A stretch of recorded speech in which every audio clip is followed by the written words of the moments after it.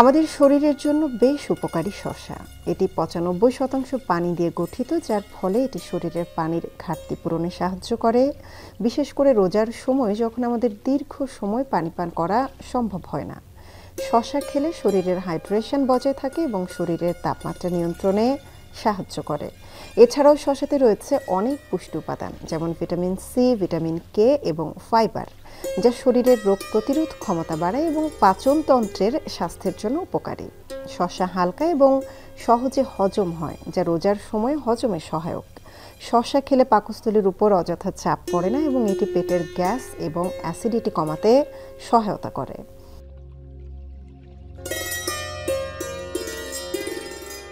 শসার ক্যালোরি কম এবং ফ্যাটও কম থাকে, তাই এটি ওজন নিয়ন্ত্রণে সহায়ক।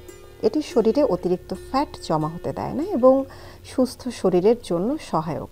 শসায় থাকে অ্যান্টিঅক্সিডেন্ট, ত্বকের জন্য যা উপকারী। এটি ত্বককে শীতল এবং আর্দ্র রাখে, ত্বকের জ্বালা বা র্যাশ কমাতে সাহায্য করে।